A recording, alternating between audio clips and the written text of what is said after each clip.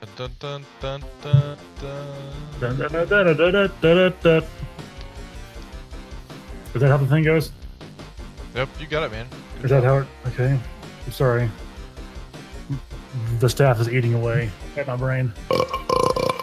There it is. There it is. That's what I've been waiting for. That's our signal. That's our sign. This is running out the clock. The world's most objective podcast. That's right. That's who we are. That's who we've always been. Can't anyone say anything different about us. I'm your host, Joseph Craven, joined, as always, no exception, every week. You can count on all of these guys to be here every single time. We've got Keith, Big Red, Big Boss Harkins. Keith, what's up? Tweedledoo, y'all, yeah. Yeah, that's his I don't know catchphrase. what yeah. His catchphrase. I mean, he Yeah. says it every week. We all I had know it- it. We I all had it love it. trademarked several years ago. Where have you That's been? it.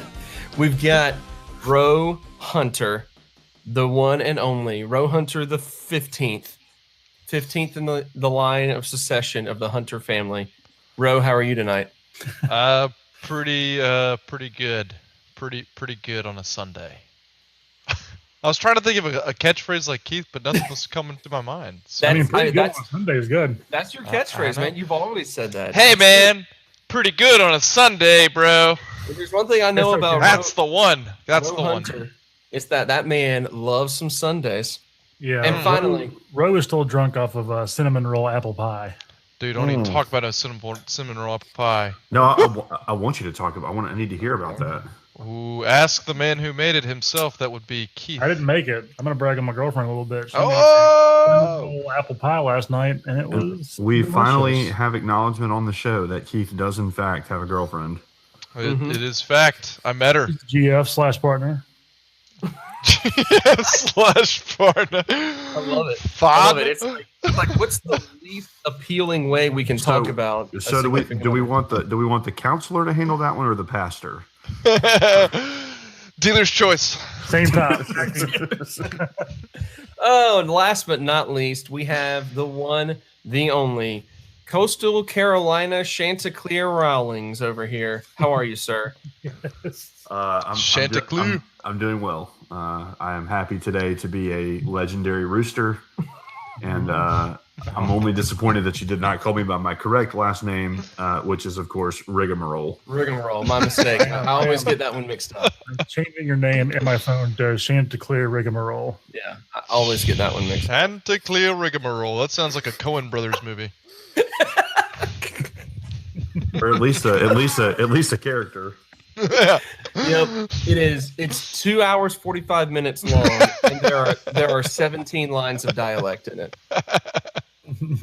That's it. I would That's it. watch that movie. No. I hadn't gotten around to lately to watching Inside Llewyn Davis, and I got done with it. And I really wanted to see it when it was first coming out and everything. And I watched it, and I texted a friend of mine that I knew liked the Coen Brothers. I was like, "Did you watch that movie?" He's like, "Yeah." I said, "I watched it, and I honestly don't know if there's anything about it that I was like, I want to acknowledge having watched that. Like, it wasn't bad, but it wasn't anything. It felt like nothing." They have another one on Netflix right now that just got released like this week. It's called the Ballad of Buford, something like that. And I just watched the preview right before I came up here and recorded, and it seems like the strangest movie, I'm into which is it. a very I'm Coen into Brothers thing. Yeah. That song that Marcus Mumford and Oscar Isaacs recorded together for that movie is incredible. Yes. It's not unique to the Star movie, Wars? but yeah, Star Wars. Yeah. Yes. It's the new Cantina song. The music was great. The music was really great. Oh, man. Except it's Mumford and Sons version, so there's this jangling. So that wait a minute, keep going. You gotta have like a beat in the background. It's just that on an insanely fast and oddly placed banjo. Yep. Yes. And a kick drum. And a Mandalorian. Four on the floor the whole time. And a Four on the floor the Mandalorian. whole time. The show's going great. Yeah, this is the best episode. That's it for running out the clock. Thanks for joining us on This That's is it. called trying to Year's get to Eve the end of the special. season mercifully. Young Sheldon is next. Thanks for listening. We'll see you next time on Running Out the Clock. SheldCon's going to be lit this year, dogs. Also, be sure to check out the new podcast I'm starting, which is going to be called God Friended the Podcast, which is going to be a weekly update of. It's not going to be anything kind of insightful. I'm just going to tell you what happened on each episode of God Friended Me. So be sure to look out for that on the Running Out the Clock network. Yeah, the Actually- least insightful thing possible. I actually kind of want to watch like one episode of that show and just see how terrible it is. Okay, can we kick Keith off the show now, please? I've been trying to for Goodbye. weeks. I don't send him. Goodbye. I don't send gonna- him invites to our recording sessions. He just shows up every time, and I can't get rid of him. It's amazing. I'm gonna go back to Nashville. Go back to the Nashville. hotel. Go back to Dude, your get some hotel. hot chicken, man. Hey, here's a question for you guys. Maybe win a Big T. You want to talk about Patty football? B's? Is that the answer? Yeah. All right. Yes, That's it. let's talk about football. Oh, okay. Football happened. All right, look. Week 12 is weird. Week 12 is just a weird week. Obviously, you had a whole bunch of people not playing in the conference. You only had a couple of conference games. One of them was very entertaining, although heartbreaking for Chandler. The other one, really boring between Mississippi State and Arkansas. And was that it for the conference games? Or those? No, Missouri and Tennessee. Missouri That's right. wrecked Yeah, Tennessee. Derek Dooley dropping 50 on the balls. Just Good for kind of him. send He a should message. have worn He's his just- he should have worn his orange slacks just to like Oh, man, just a troll. just to do it. Honestly, Yeah, dude. I would have become a Missouri fan. Yeah, absolutely. I mean, I'm on the market for a new team anyway, so Some draft projections are saying that the Giants try to make the New York Giants try to make a move for Drew Lock and build a future team around Drew Lock, Saquon Barkley, Odell Beckham, and I'm all about that lineup. well, if they don't draft an offensive line, Right? then it's not going to matter. Very You true. just But they bought did one, it's fine. they did get the victory this past week though. Yeah, Which they won today too. They won 2 in a row. oh, good for them. Yeah, Saquon Oh, yeah, Barkley they did. had a big game today, I do think. Yes, he did. Really? I pointed that out because we actually predicted that Giants 49ers game from last week. So Well, one of us did. though we made predictions. Nope. We Doesn't- did. That's what I was trying to say. Doesn't mean that anyone other than We Roe did. actually got right. We predicted this game would happen, and boy, were we all right. And speaking of a game in which we were all wrong, which we weren't doing, let's talk about the Knowles. They got Oh! a 1-point victory to get off their losing streak, their skid. They defeated Boston College by 1 whole point, Man. which means That Steve Adazio is the coach of the year. yes. Yep. You can always count on Steve Adazio to give the Florida State Seminoles a win. I feel like that's true on a lot of levels there, Keith. That was the deepest thing I've ever said. Ogres are like onions. And so is Steve Adazio. Oh man, I'm good with talking about the Knowles just off of that joke. All right, moving on. There we go. Moving on. That one filled me up. Yep. Let's have a quick who deserves some credit that maybe isn't getting enough credit for something in this past week. Chandler, would you like to lead us off, or do you want us to loop back around to you? I'm going to lead it off. I'm going to lead us off, and I'm going to give myself credit for this week because I can't remember. I can't remember if I said it to you guys or if I said it to somebody else. But I have been very pleased with this comment that I made. That every time they showed a close up of Derek Mason's face during the Ole Miss Vanderbilt game, it looked like one of those memes where they're zooming in on someone's face playing the sound of silence. So big shout out to me for saying something funny that only 3 people heard. Shout out to me. Wow, that's good. I mean, yeah, I'm proud of you for that. Keith, what you got? I'm going to go with Jake Fromm, State Farm. For the first time all year, not going 14 of 20 for 202 yards in passing. Right. 5 of 5 for 106, and basically the team still went 14 of 17 for 275 yards. So maybe it's just a Georgia thing and not a Jake Fromm thing. Good grief. And Georgia had 1,000,000 yards on the ground. So they literally got like 20 different rushers on Saturday. That's ridiculous. Just anyway, darkness, my old friend. good for Jake Fromm for getting out there and playing like 6 snaps and then drinking a whole bunch of Kool-Aid. Right. He was just like, all right, I'm out. Not even Gatorade, just Kool-Aid. Yep. And it was Kool-Aid that his mother brought to him on the sideline. Yeah, that's what I was gonna say. Jake. Yep. Jake! Totally see see. Lee Fromm on the side doing that. I'm glad that you know Jake's mom's name. Dude, watch QB1, man. Watch it. I will not. You tell me what to do. It's good. I'm an adult. But you're an adult who's making dumb decisions. Okay. Tater got in the game this week. Never said I wouldn't. He did. Tater did get. I watched that. I don't think he actually ran a play, but he got in. Who's Shut up. Tater's precious? Stop it. All right. Okay. All right. Ro, who you got?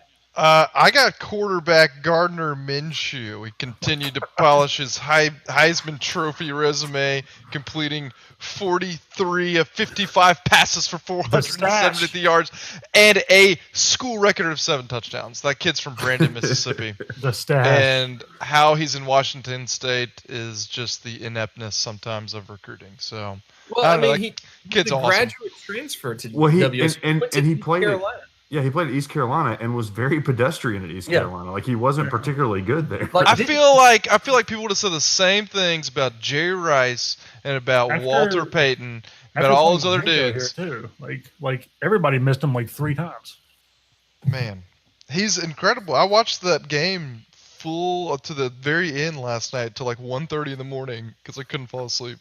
It was 41-14 with 7 minutes left in the second quarter. It was amazing. Yeah.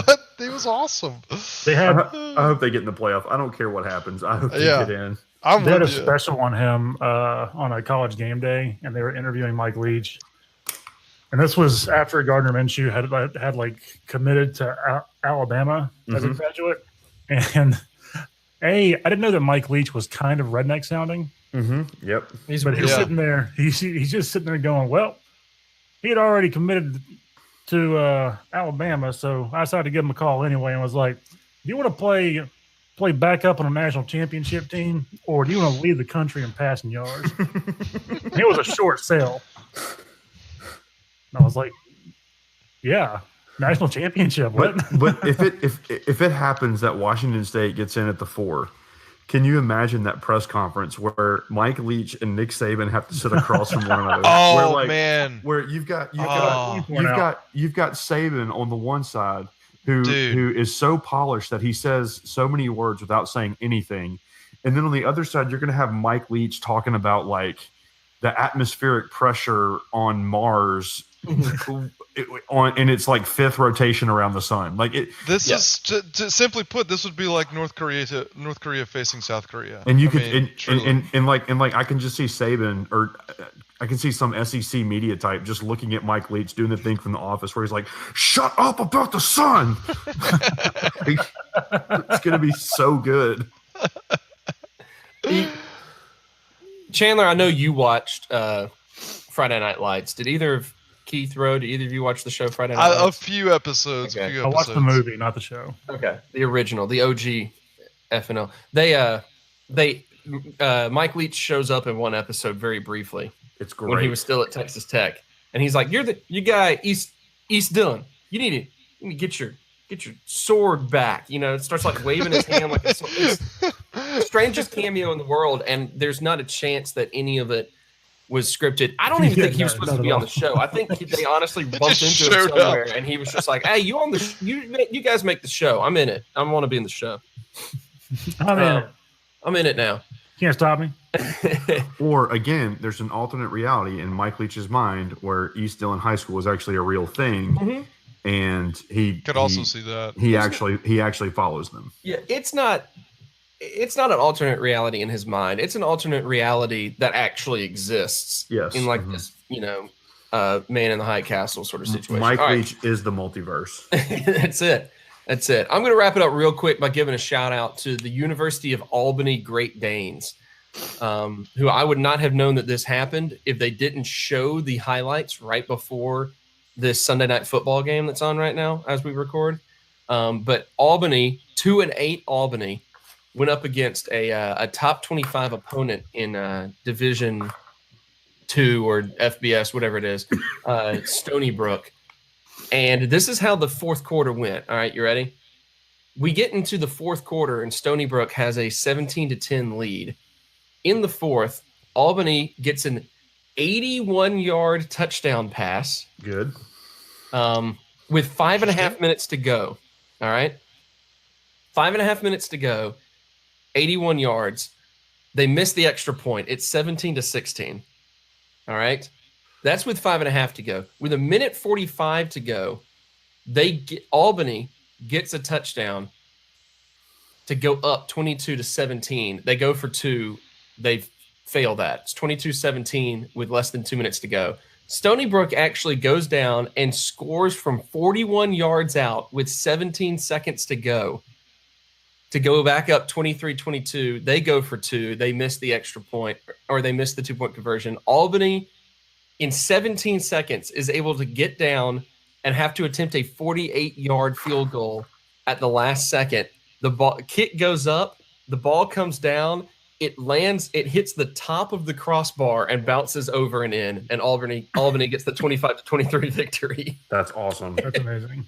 It's incredible. And it's also a pretty funny Freudian slip that you just said Albany, because that is a very Albany way to win a game. So It is a very yeah. I love this sort of thing. The non-sexual Freudian slips, as we call them. yes. Common phrase. I actually did not know the definition of a Freudian slip until you just pointed that out. So good job. Yeah. We're not running up the clock. We just say whatever we want to. Whatever. It doesn't matter. We've been recording for like 45 minutes now, I feel like, and we haven't said anything. All words. Oh yeah, I are forgot I was made on a up. podcast. What are we doing? All words are made up. Thought this was just a group chat. What's up, guys? It's just us chilling. You guys been playing Fallout 76? Chandler and I have. All right. Let's run through the scores real quick from last week before we get into the rest of the episode. With it being a weird week, we're going to have an even weirder episode moving forward because I have some games planned for us to play, and we'll get to those in a second here. But the scores through the SEC, Alabama able to hold off a furious upset bid placed by the Citadel, 50-17. That, of course, was 10-10 at half. Florida able to hold off another upset bid against Idaho in a close one, 63-10. Kentucky narrowly escapes Middle Tennessee. That's not as much of a joke. That's final score was 34-23. Mississippi State defeats Arkansas 52-6. Missouri trounces Tennessee 50-17. They jumped out early in that one. My goodness. Georgia 66, UMass 27. That's an odd one. I didn't, out of all of this, how do they give up 27 points to UMass and still win 66-27? Man, that's a weird score. All right, Auburn blanks Liberty 53-0. Texas A&M takes advantage of early UAB miscues to go up 41-20 and get the upset over the UAB, the ranked UAB Blazers at that point in time. LSU defeats Rice 42-10. Vanderbilt and Ole Miss go to overtime. Vanderbilt, with the help of officiating, wins 36-29. South Carolina defeats Chattanooga 49-9.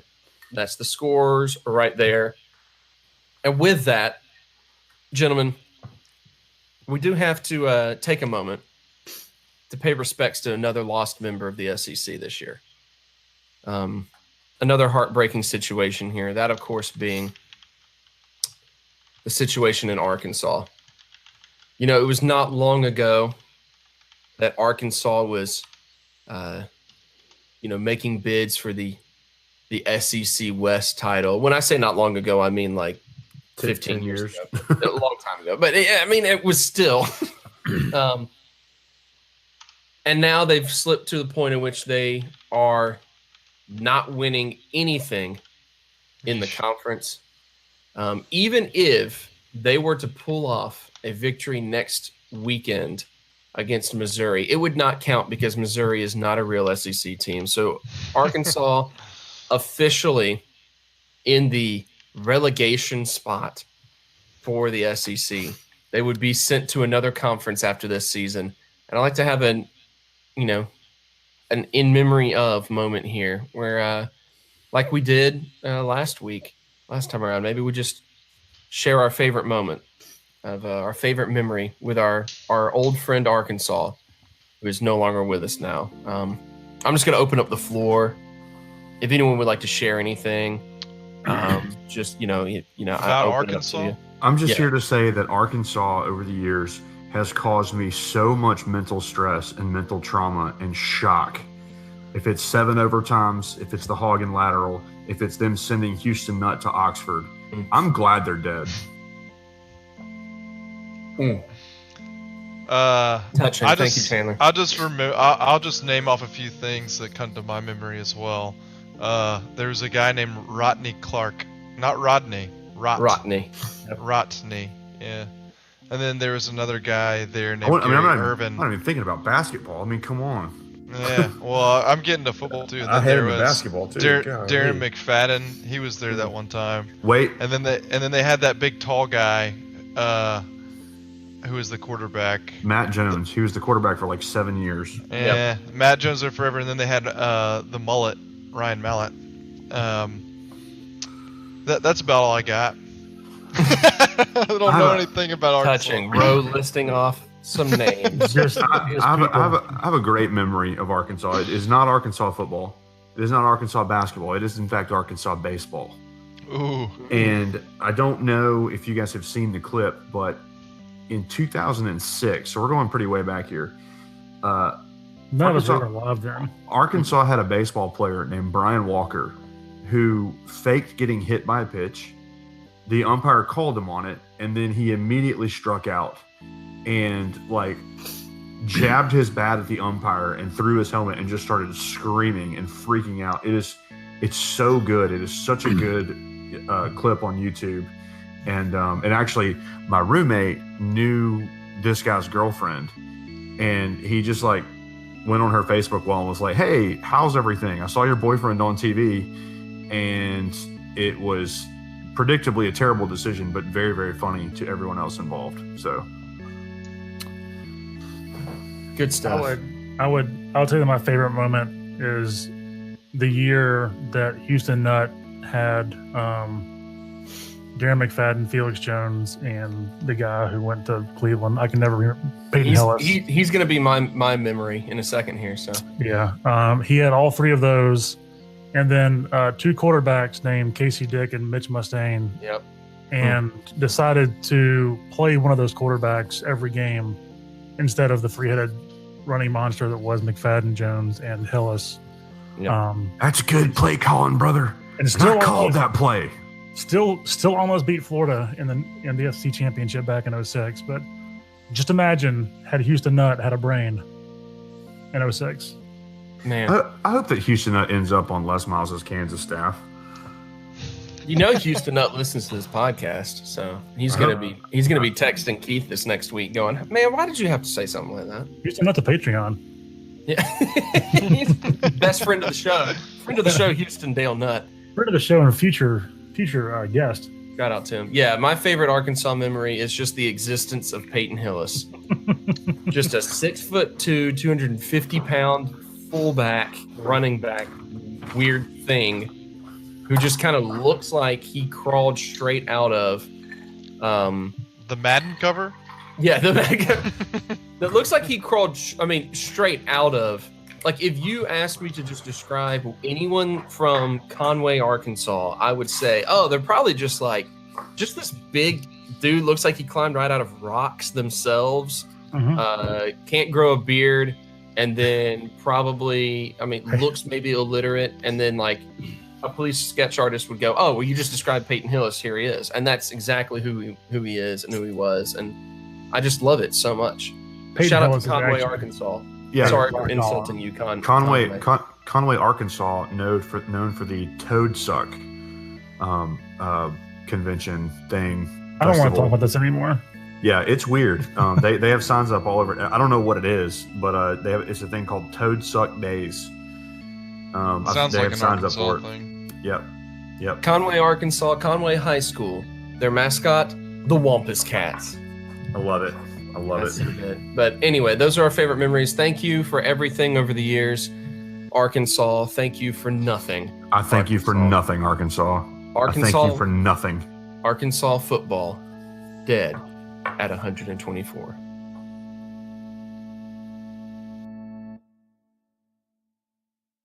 All right, we're going to play a quick game here. All right, so there wasn't necessarily, much going on in the world of the SEC this past week, as mentioned, but there was a lot of really weird things happening across the country. So we're going to play a little game. The cringeworthy game is what I'm going to call this. And we're going to say which of these situations, and we're just going to run down the line, which of these situations makes you cringe the most to think about and why. Like, let's say, hypothetically, if you were not paying attention to football this past week and I just told you these situations, like, how hard would you cringe at them? And we're going to give it like a 3-tiered scale. We're going to say no cringe. Like, you hear it and it just, the news washes right off you. Like, okay, whatever. We're going to say a mild cringe, like a gut reaction, just you hear the news and it's like, oh, yeah. And then you're going to have the full on, someone tells you that this happened this weekend and you go, what? Yeah. So that's it. So you're going to rate how hard you cringe at this. And I'm just going to pick one of these situations out of the blue and give it to each of you. So I'm going to start with Chandler because that's just kind of the order that we tend to go in. Let's say, Chandler, if you weren't paying attention to the situation happening out in California where USC, trying to earn bowl eligibility, loses to their really, really bad crosstown rival UCLA, who, as mentioned, is very, very bad this year. I think had 2 wins going into the weekend. You hear that USC has a chance to get bowl eligible, but by defeating a bad rival team and loses that game. How hard do you cringe at that? I don't cringe at all. I don't think that USC is any good. So it's like a 1. It's like a So it's the initial, like, yeah, whatever. Means not nothing. surprised. Not surprised. All right. I like it. Keith Harkins. Let's say that you hear for the first time that West Virginia, led by Will Grier, has earned that top 10 in the country ranking. They're flying high still. They're doing pretty well, and they go up against OK State, an OK State team that was 5-5 at the time, and unranked, 3-5 in lost 5 conference games, and they lose to OK State 45-41. How hard do you cringe at that? I think initially it's like a 7 or 8 out of 10 cringe, and then you remember that OK State has always put up 1,000,000 points. It's just that they can never stop anybody. So then let's say that the initial 8 out of 10 cringe slides to a 5 out of 10. Okay. Still though, an average of 6.5 cringes out of 10 would cringe again. A++. Solid. Piggybacking off of that, Roe Hunter. Let's say that you're aware of the fact that Oklahoma State defeated West Virginia, but then somebody says, "Oh, well, did you know that they outscored West Virginia 21-10 in the 4th quarter?" And Oklahoma State's quarterback, let me see, what's his name again? Taylor Cornelius, threw for 338 yards and 5 touchdowns and rushed for 106 yards and 1 rushing touchdown in order to defeat West Virginia. How hard do you cringe hearing that there was a 21-10 in the 4th quarter and Cornelius accounted for 6 touchdowns and almost 450 yards of offense? Ooh, that's how hard I cringe. Ooh. Yeah. Oh, that's hard to look. That's hard to look at that Oklahoma State's, his head coach's mullet. That's that type of cringe. Just like, oof. Mm-hmm. Nobody wants to party in the back or the front, dude. Do not disparage Mike Gundy's hair.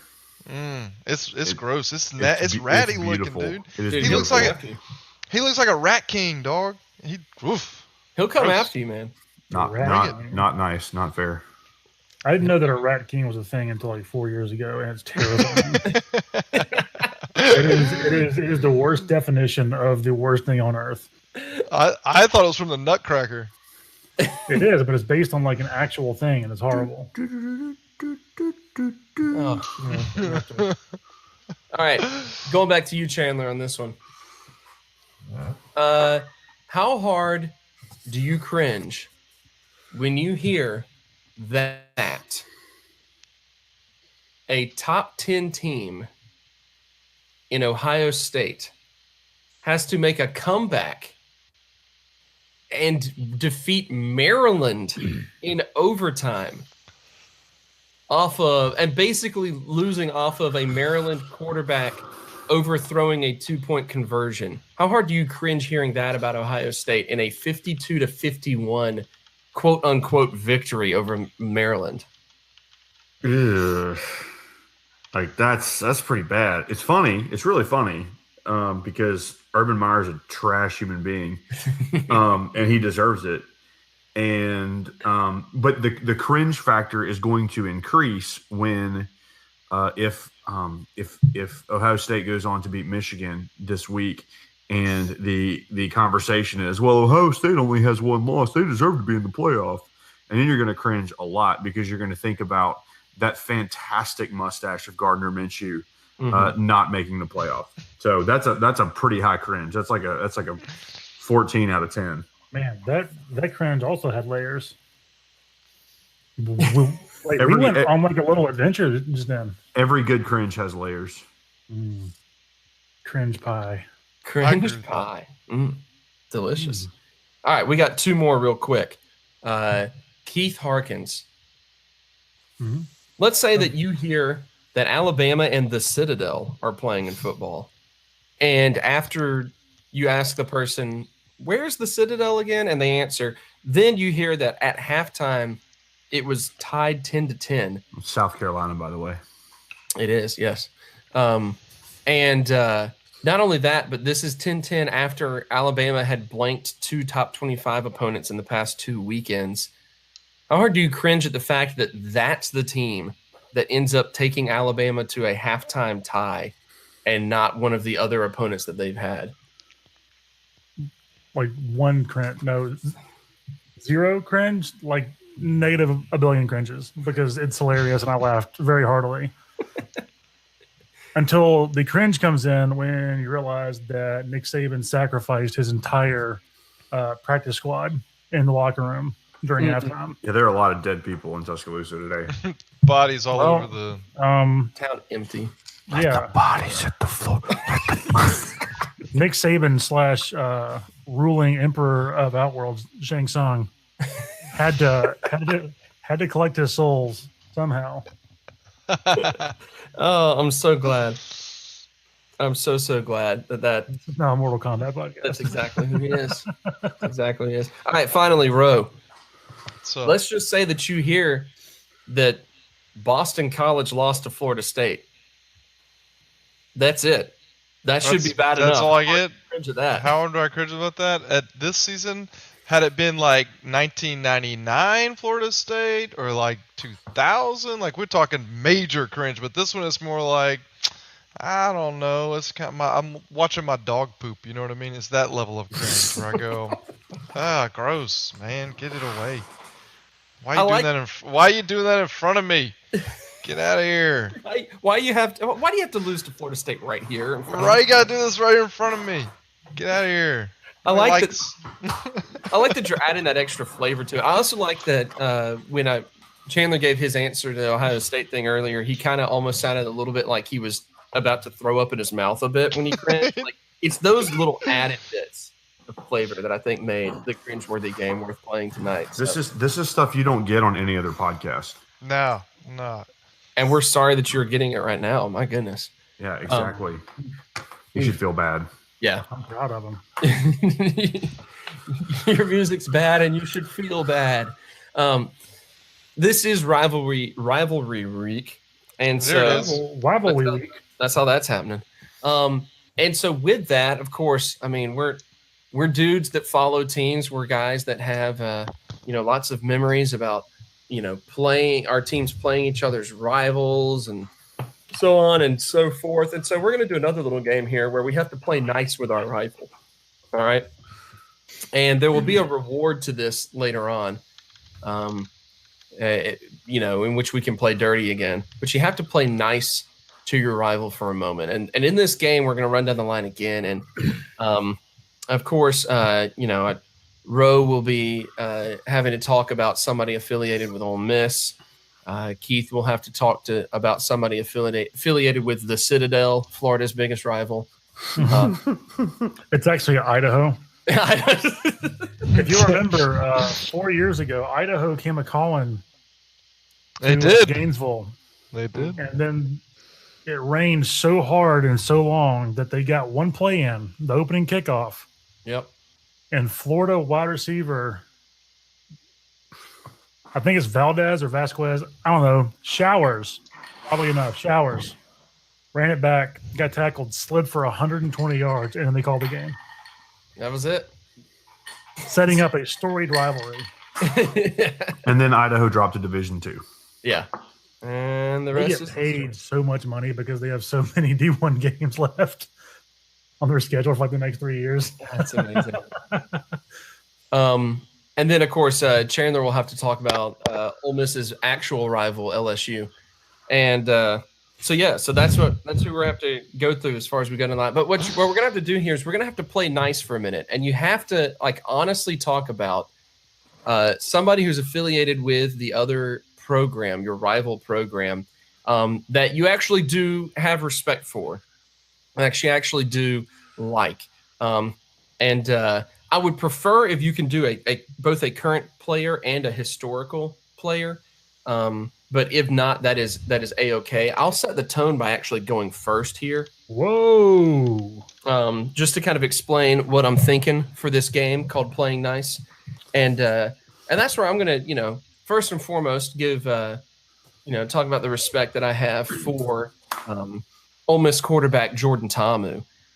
Because, just likable guy, you can't think of anything about, you can't, I don't know if he has much of a personality. I don't know much about him outside of, but he was not really supposed to be the guy last year, and he stepped up after Shea Patterson's injury and owned it, took advantage of the situation, rocked it, can sling the ball wherever it needs to go. just quick reads, quick decision maker. There's a lot that you have to like about Jordan Ta'amu, no matter who he plays for, the way he plays.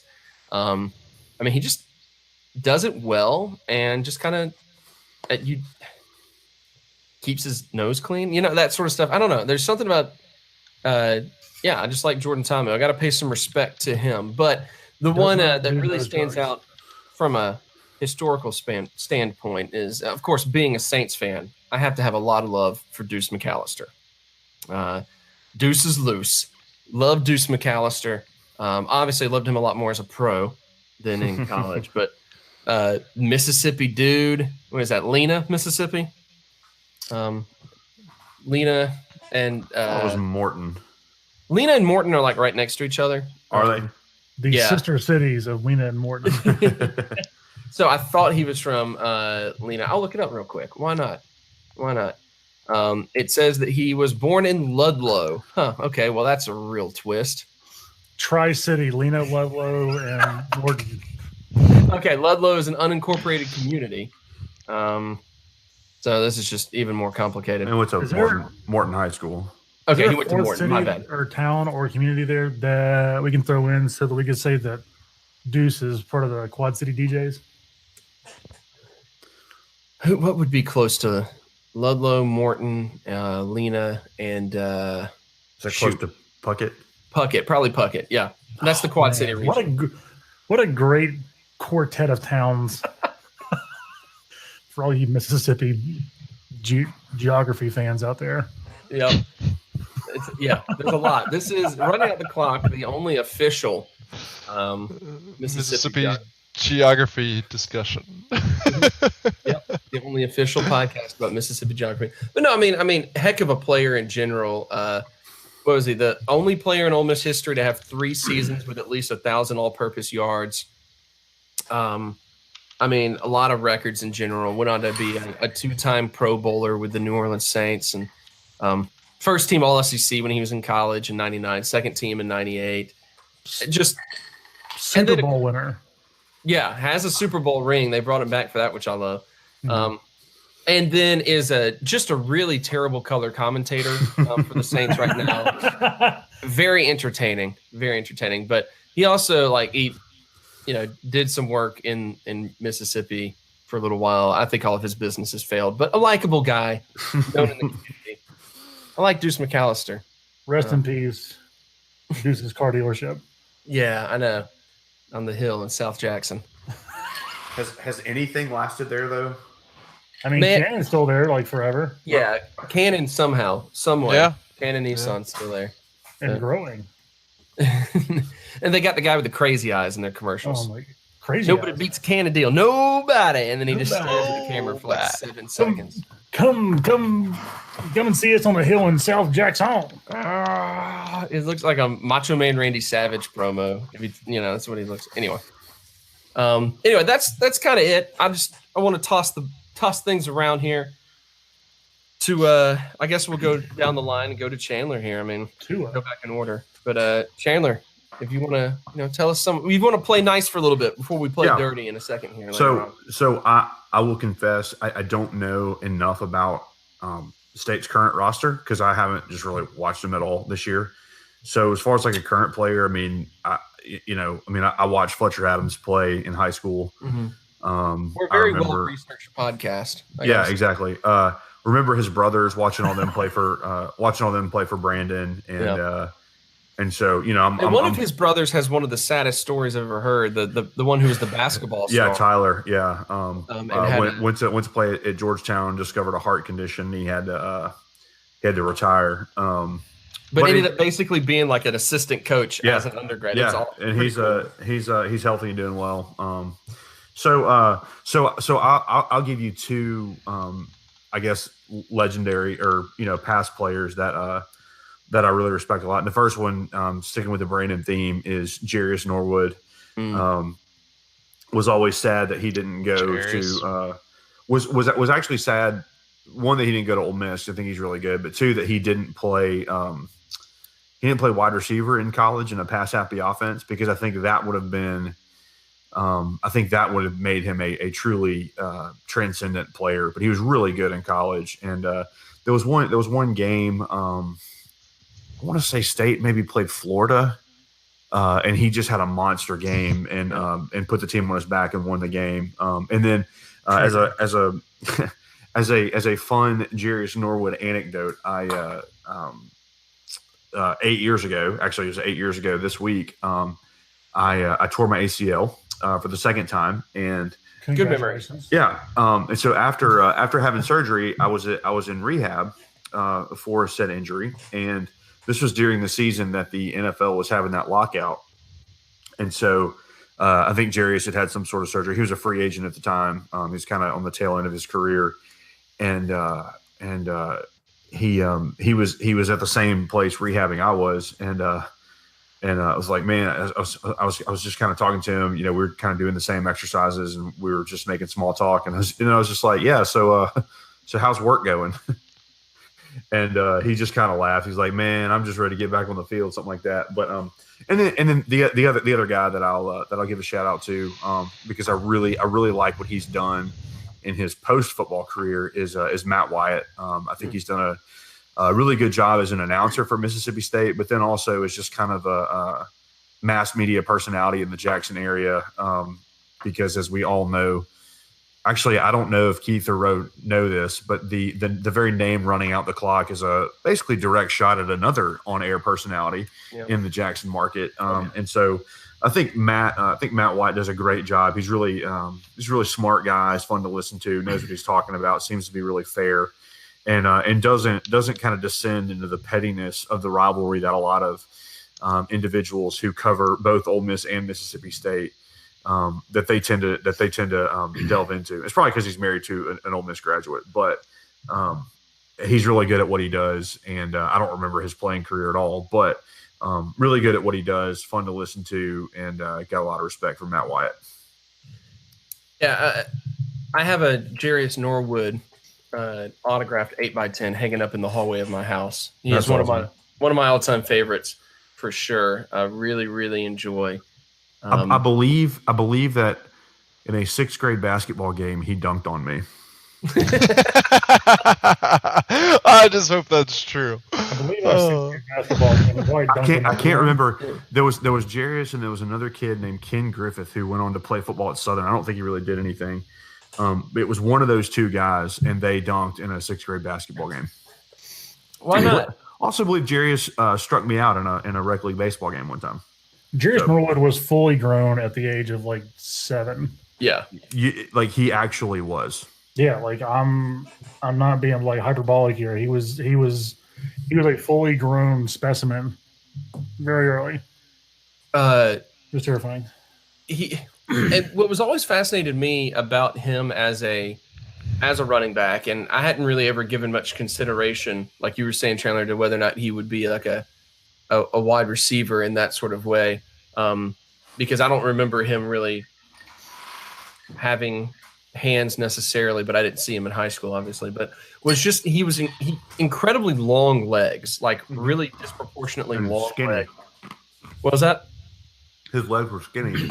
Yeah, very long and very skinny. So he just naturally ran with like a high step, and it was this fascinating little, like, I remember his first NFL touchdown was like a screen pass that went 70 yards or something, just because it was stupid fast. And I had a friend in college who's just like, man, I kind of wish he hadn't high step to like taunt like he did in the play. And I said, he didn't. That's just how he runs. Yeah, like he's kind of got like a gallop to him almost. Yeah, like his first 2 touches in Atlanta was a like 75-yard screen touchdown and a 65-yard like off tackle like trap play for a touchdown. And I was like, well, he's gonna be really good. And then Atlanta never gave him the ball again. Well, that's because they had Mike Vick, and they had oh no, why did I just draw a blank on his name? Peerless Price? No, the man who does all the from Florida State, right? Habitat for Humanity houses. Oh, TJ Duckett. No, work done. Work done. Yeah, work done. Yeah. You literally named every other. I was about to say Jamal Anderson. I was like, I don't. Let's who's list he off talking Atlanta about? Falcon running Just back. Atlanta Falcons people. You know? Wow. Work Yeah. done was also very special. So the fact that Work Done and Vic were both like 1,000-yard rushers, and Norwood was like the third down screenplay back. How did that team not just those 3 players run everywhere? Well, because Jarius got hurt a lot. That was and also because Michael Vick is an idiot. Wow, shots fired. I mean, I still have my Michael Vick jersey, so we nicknamed Jarius Norwood Gumby in high school because that dude was literally like, he would run and his feet would never go off. Wait, didn't you get thrown out of the game for like tackling I was going to say, him hey, and then doing the Keith, throat slash symbol? don't you have a Jarius Norwood story? I didn't get thrown out. I got flagged. Keith, would you like to tell your Jarius Norwood story? It's always better when you tell it. Okay. I will real quick. Okay. So one of my favorite stories about someone who's in this podcast but refuses to tell the story was about when Keith played on the defensive line at Northwest Rankin High School, just a mere 45 years ago. Is that right? Yeah. Seems right. Seems right. Keith, big 54 on the defensive line. I only remember that because I believe 54 is worked into his an old email address of his.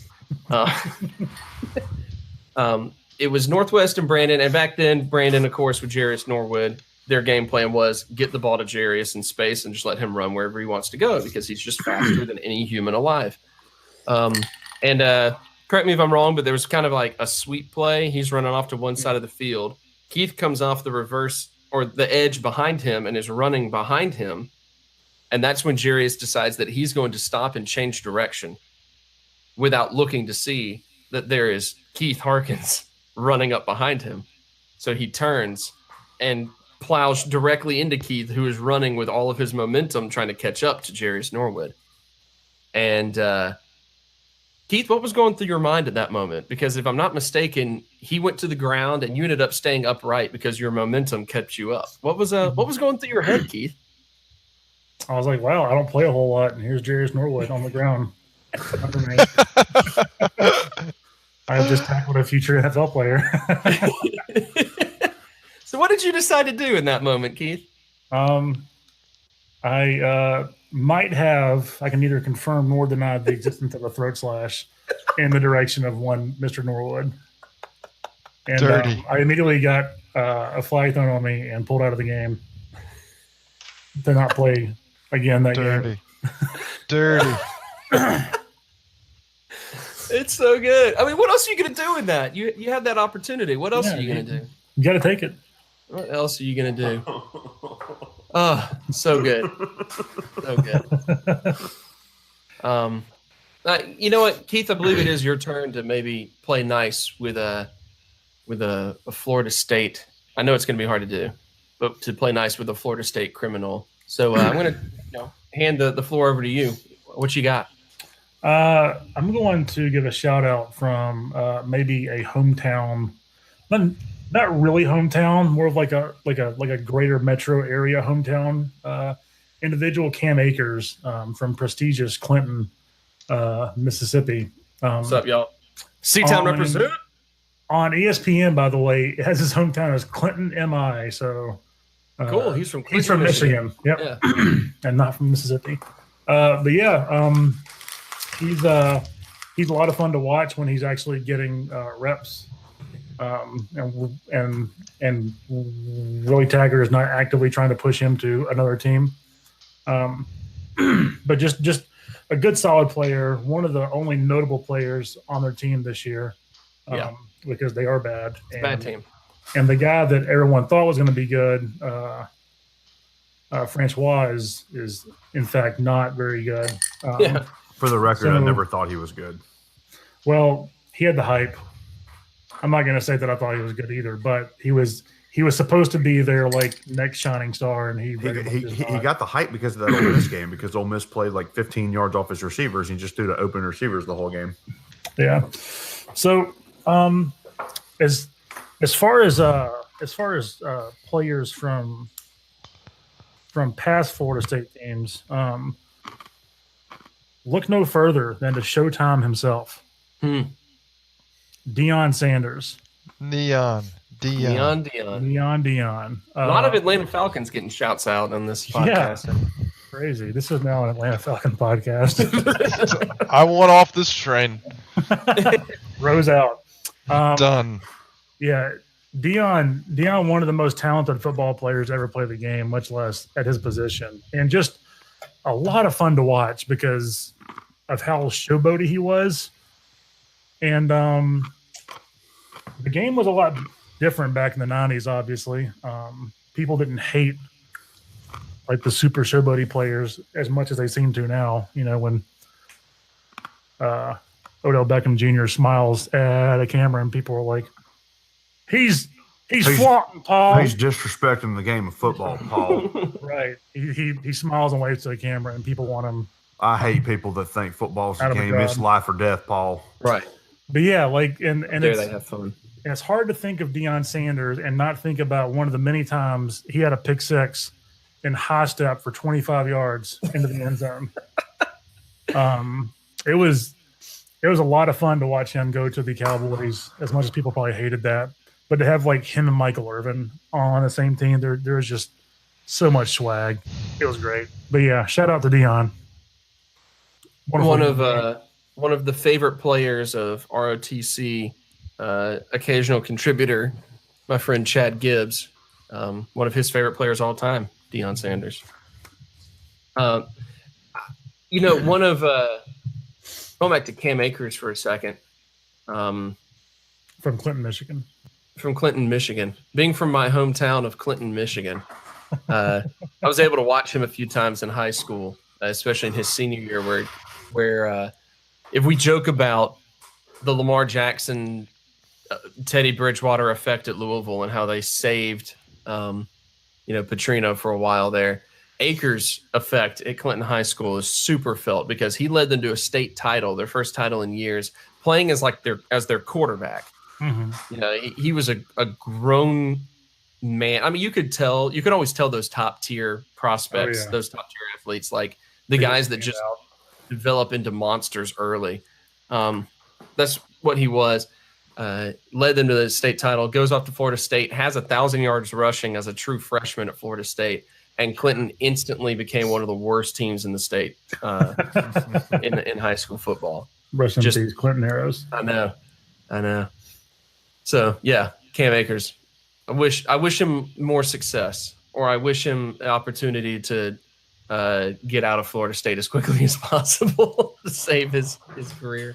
It's funny. It's funny that Jimbo's recruiting pitch to him to go to Florida State over Ole Miss was like, man, you don't know if those coaches are even going to stick around at Ole Miss. You don't know what's going to happen. A year later. It's incredible. Just incredible. Ro, how about you? Why don't you wrap up this little round of? All right, I got to go back to Ole Miss. So, I'm simply going with this guy just because of what happened this last game. AJ Brown is the person in the modern team right now that I'm going to show a lot of love to. That last game, that last catch, that was painful. Even as a State fan, that was painful. But he, AJ Brown, I mean, he's like freaking huge. As a sophomore, he had like 75 receptions for 1,200 yards and 11 touchdowns. And this year, he's right around those numbers. I think he has a little less touchdowns or whatever. But he's surefire first-round talent. He's probably going to have a great time in the pro career, more than likely, if he doesn't get injured. I don't think he's going to be like a AJ Green or Julio Jones type, but I mean, he'll be a pretty good potential number one wide receiver, or at least a very good number two. But I don't know. I think it'll be pretty good. And then the person of old that I'm throwing it all the way back to, mostly because I talked to my granddad this weekend about this particular player. Because it was my granddad's 94th birthday, and so I asked him who was the quarterback at Ole Miss when he was there, and that guy's name was Chucklin' Charlie Connerly. If you've ever heard of him, he truly. If you've never seen the SEC storied on him, you should give it a look. It is absolutely well done. He obviously played college football at University of Ole Miss. He started at Ole Miss in 1942, but left to serve in the Marines and fought in the South Pacific, only to return to lead the University of Mississippi to their only Southeastern Conference championship in 1947. And his career stats too. I had to look it up because I was like, I feel like my granddad might be senile when he's saying this, but all these stats held until 2000 and 2008. So career total stats, total offense or whatever, 3,076 yards, and that's coming from an era when they had just invented the forward pass. So that guy, and he also played baseball at Ole Miss too, where he averaged 467. So, and he was offered a professional contract, but he chose to play for the I think maybe the Giants for most of his career. New York Football Giants. New York Football Giants. And he was beloved in New York City. Everybody loved him. And then he retired to Clarksdale. Little did anyone know, my granddad told me this, and I had to look it up on Wikipedia, but my granddad said that after he retired from football, he was portrayed as the Marlboro Man. Yep. He was the guy on all the commercials. I did not know that, and I was like, are you sure, Pop? I don't think that's true. But it is. It's very true. So shout out to him. Awesome life of Charlie Connolly, and it's also the trophy named after the best quarterback in the state of Mississippi. Well, best football player, but it always Football, goes to, yeah. to a quarterback. It always goes to a because quarterback. that's Yeah. how the game is played. Yeah. Yeah. No, I love the fact that he was the Marlboro Man. It's just perfect. Just perfect.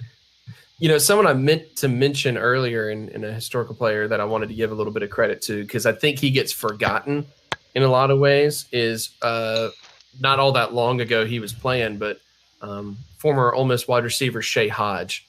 Mhm. I think he gets kind of lost in the recent trend of like the big time wide receivers there at the college. But Shea Hodge, his senior year, with Jevin Sneed as his quarterback, basically caught like almost half the yardage that Jevin Sneed threw that year. Sneed threw for 2,600 yards. Shea Hodge had, there we go, 1,100 of receiving yards and 8 touchdowns. So I'd also like to point out if we're talking about old school Ole Miss quarterbacks, I'd like to give a shout out to Jim Weatherly, who's an Ole Miss quarterback. I guess sometime early '60s. Jim Weatherly is not actually particularly well known for his quarterback play. He is, however, a member of the Songwriters Hall of Fame, and his best known song is "Midnight Train to Georgia," Really? which was recorded by Gladys Knight. And so, he's written several famous songs that, like Kenny Rogers and I think like Kenny Chesney, Neil Diamond, a bunch of famous country singers have performed. So, Shout out. shout out. All right, we played nice. Now let's go ahead and play dirty. This is where we get to name somebody associated with the rival school that we do not like. This is the opportunity. I do this mostly because I really want to hear who it is that you guys. Bump Jameis Winston. Who you guys hate the most. He's already answering. I love it.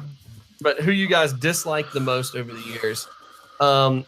The only stipulation is that at the end of it, you have to try to find one nice thing to compliment them on. But you can say whatever you want before then. Is this just football?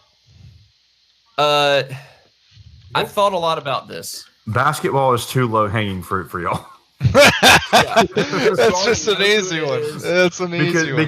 Because that is everyone's most hated. Old Marshall Mathers himself, the rat king of them all. Just an entirely unlikable human being. Rat King more than once in one podcast. I know. So yeah. Anyway, that's what we're gonna do. We're gonna play dirty now. We're gonna have the opportunity. Chandler, do you want to start things off here as well? I'll go for it. And it is you know where I'm going with this. It's Leo Lewis. And a couple of reasons that date back to actually his high school career when he was an Ole Miss commit, because I watched him as his team was losing the last game of the season. I watched him basically turn into a punk, get a bad attitude, and quit on his teammates, which made me really pretty mad as somebody who was kind of in that fire with a couple of Brookhaven High School students. So that made me mad. Then you have the whole NCAA thing, which I don't blame a kid for taking money because A, I think they all take money. B, I think they deserve money. And C, if you have people that are handing you money, then you're stupid if you don't take it. Tim Tebow has never done anything wrong in his entire life. Yeah. Okay, so other than Tim Tebow, but yeah, I mean, ever since that whole thing happened, and I don't think that whole thing is necessarily his fault. I missed the conspiracy theory episode last week, which is probably for the better sanity of everyone, because we probably would still be recording that episode. 5.5 hour I've been on podcast. it. A 5.5 day podcast probably. But better. But yeah, I will. The one thing that nice that I will say about him is that last year in the Egg Bowl, he had the same number of tackles as me. So congratulations, Leo, for that game. You led the team in tackles though. Yeah, I mean, you had 13 tackles, so solo tackles. Good for him. That doesn't count. You have to actually say something nice. He led the team in tackles. I will say the nice thing I will say is that he brought a lot of attention to Brookhaven, and so through him and through coaches showing up to recruit him, I got to see several SEC coaches in person, which is pretty cool. All right, there we go. That's good enough. That's good enough. I hate that guy. Clearly. All right. Keith, how about you? We already know. I gave a sneak peek about 5 minutes ago. Gave a sneak peek. Jameis Winston. Oh boy. Do you guys remember watching his debut game at my house in Brookhaven? Yes. Yeah, that was We cooked that pork shoulder. Mm-hmm. And I got dumped the next day. I remember that. Oh. Yeah, that was a particularly rough time in most of our lives. Yeah, it wasn't great. Not a lot of great memories associated with that town. Screw Jameis Winston and Brookhaven. Yeah. and girlfriends. And girls. Yeah, like, so undeniably talented individual. There's my good thing. He just the whole issue of like the crab legs and like the weird like rape story that wasn't a rape story that Florida State like paid off like cops and local legislators and stuff like that to just be like, yeah, nothing happened, and they and then like they just didn't interview everybody. It was all a mess. Everyone knew he did it, but nobody would say it. And just generally, and like an unlikable dude, just overall. To his credit, though, the crab leg story did give us the Taiwanese animators video of him stealing the crab legs. Yeah, which is one of the greatest videos ever invented. One of my most fond memories of Jameis Winston was when Florida State was playing Oregon, and I think the very first college football playoff. And he had an absolutely atrocious game overall. But then there was the one play where all the stars aligned and beamed down 25 seconds of football glory, in which Jameis Winston, scrambling for his life, trips on his own feet, falls over backwards, fumbles the ball. As the Oregon State player is racing, or just an Oregon player, is racing to pick it up, the ref also stumbles backwards and falls down. And Florida State goes on to lose the game. And I've never been a happier individual than at that moment in my entire life. The best edit of that video is the one where they put in the gif of Lance Stevenson blowing in LeBron James' ear. Yes. The gifs and the memes that came out of that play was the most life-giving like few days in like all of Twitter history. So thank you, Jameis Winston. Screw you. Good. And your crab legs. And your crab legs. What was the positive thing you were saying about him? He's a gifted athlete. Is there any way you could get more specific? I'm just curious. He is better than most people at playing football. All right, it's the loosest possible compliment. Nice to somebody. Is he better than Ryan Fitzpatrick, though? Right. I mean, really like his warm sociopathic personality. Yeah. Yeah, I mean, I'll give him a little bit of credit in that I hated him in college, and then when he became a pro and like seeing some interviews with him, he came across as a much more likable person than he ever did when he was in college. But then I liked him on Hard Knocks. He was all right. Yeah, then of course he had to, he plays for Tampa Bay and screw Tampa Bay, and he's just bad. So. Yeah, whatever. Ro, how about you? What you got? You want to play dirty a little bit? Look, I'm about to go solo right now. I'm about to go solo. All right. I'm only making this person's my villain or whatever the not nice thing that we're supposed to say simply because of the memory that I have of watching this guy.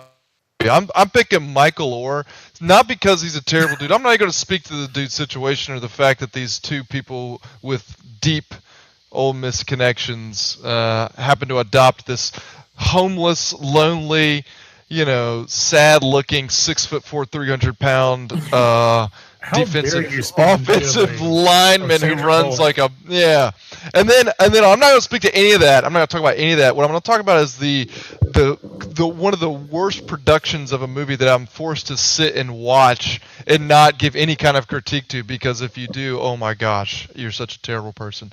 I'm talking about The Blind Side. I hated that movie Awful so movie. much. Awful I can't movie. stand that movie. It's so bad. The acting's bad. The everything from the guy that plays Hugh Freeze to even the guy that even plays Excuse me. Michael Orr himself. Burt Cotton. Whatever, man.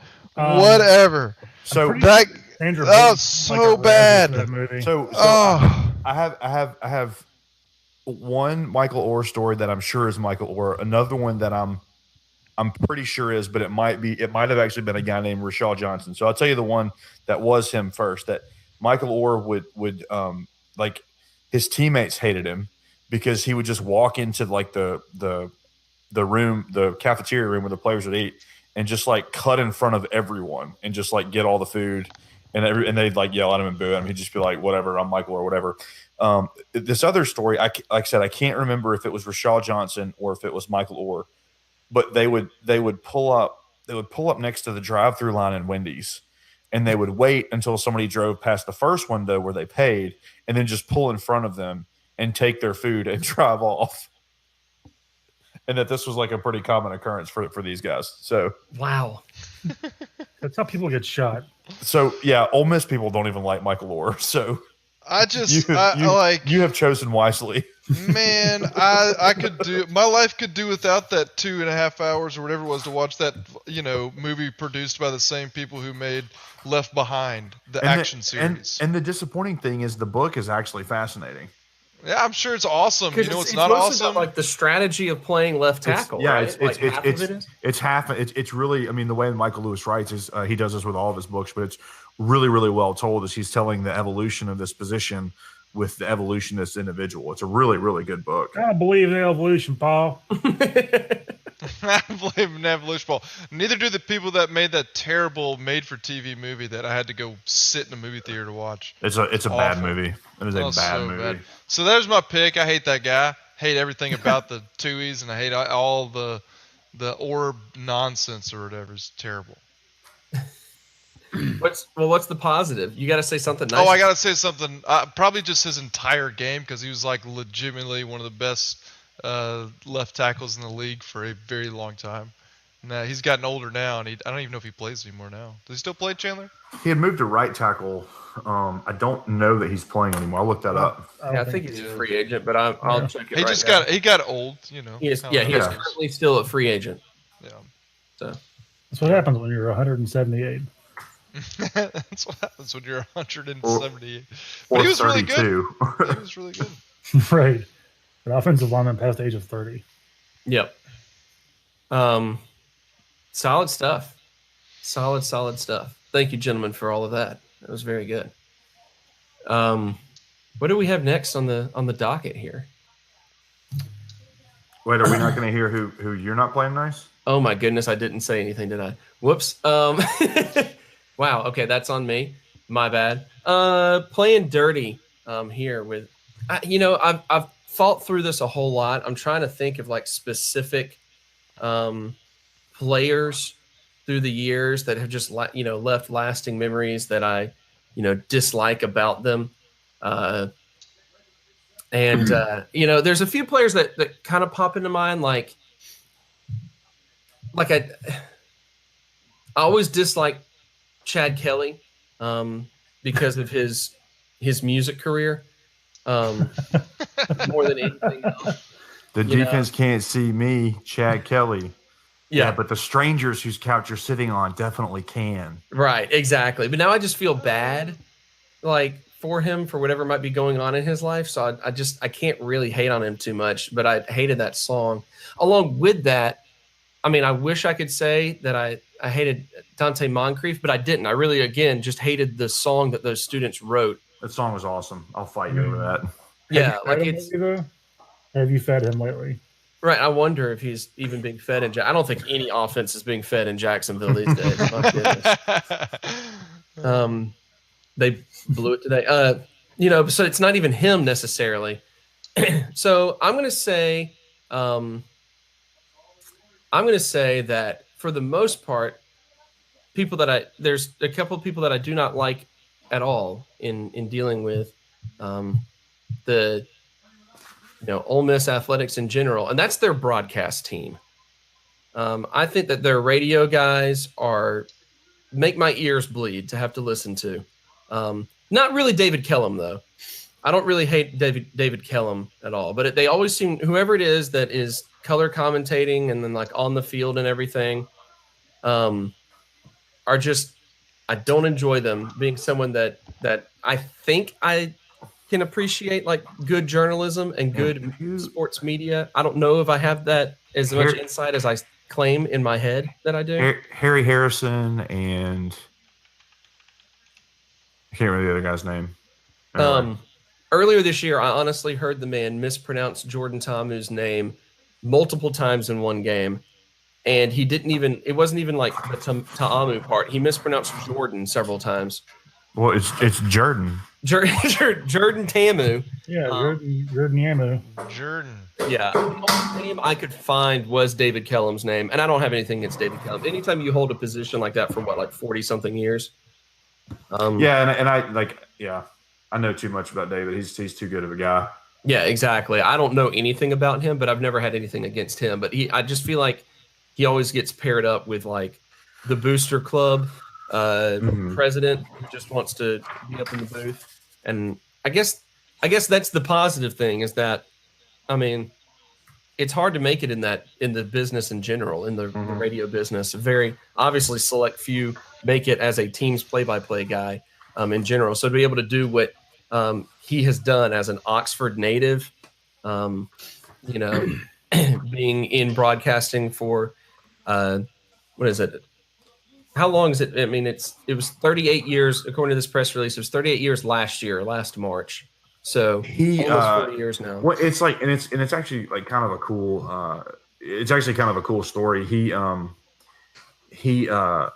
think like maybe as a student or something, they didn't have somebody to call a baseball game, so he just sat down and did that. And they were like, "Well, you're pretty good at this. Why don't you do the rest of the baseball games?" And then it was like, "Well, I mean, just do your football. It's fun." Like, who cares? Yeah.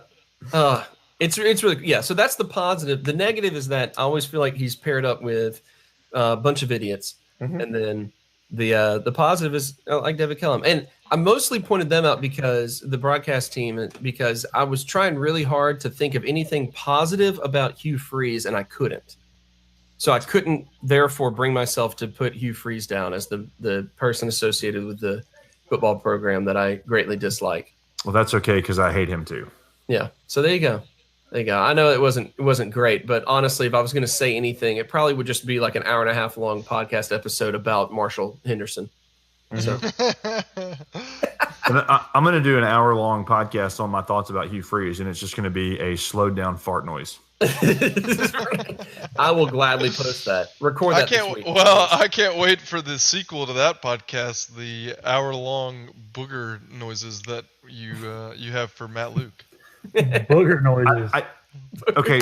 Gamer rituals and booger noises. Road gives us pure gold every week. The Matt Luke thing,